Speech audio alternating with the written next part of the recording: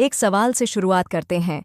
जो इस देश के मूल निवासी हैं, जो जंगल, पहाड़ और नदी को माँ मानते हैं, आज वही लोग अपनी ही ज़मीन पर बेघर क्यों होते जा रहे हैं? आज हम बात करेंगे एक कड़वे सच की। आदिवासी अपनी ज़मीन खो रहे हैं, लेकिन सवाल यह है, आखिर जिम्मेदार कौन है? आदिवासियों के लिए ज़मीन सिर्फ कागज़ का टुकड़ा नहीं, यही उनकी पहचान है, यही उनकी संस्कृति है, यही उनका इतिहास है, जहाँ उनके पूर्वज दफन हैं, जहाँ त्योहार और परंपराएं जन्म लेती हैं, वही ज़मीन आज उनसे छीनी जा रही है। संविधान में आदिवासियों के लिए कानून मौजूद हैं। 5वीं अनुसूची, 6ठी अनुसूची वन अधिकार अधिनियम FRA। लेकिन ज़मीनी हकीकत क्या है? विकास के नाम पर ज़मीन अधिग्रहण उद्योग, सड़कें और शहरों का विस्तार, नगर पंचायत नगरपालिका घोषित कर आदिवासी भूमि को सामान्य भूमि बनाना प्रशासन सब जानता है, फिर भी चुप रहता है। क्या यह चुप्पी भी अपराध नहीं? कई इलाकों में देखने को मिलता है।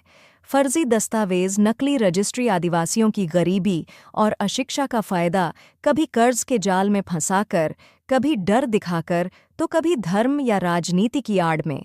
यह सिर्फ ज़मीन हड़पना नहीं, यह एक तरह का आधुनिक उपनिवेशवाद है। चुनाव के समय कहा जाता है, हम आदिवासियों के रक्षक हैं, लेकिन सत्ता में आते ही भूमि कानून कमज़ोर कर दिए जाते हैं, संशोधन कॉरपोरेट के हित में होते हैं, स्वशासन सिर्फ कागज़ों में रह जाता है।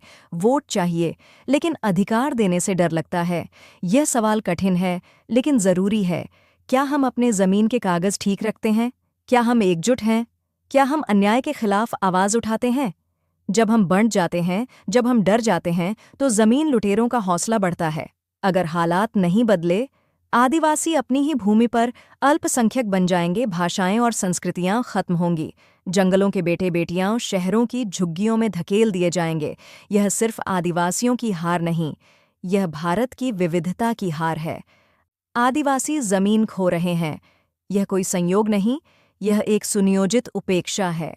सवाल उठाइए, कानूनी अधिकार मांगिए, एकजुट होकर आवाज़ बुलंद कीजिए, क्योंकि ज़मीन गई तो पहचान गई, और पहचान गई तो भविष्य नहीं बचेगा। आप क्या सोचते हैं?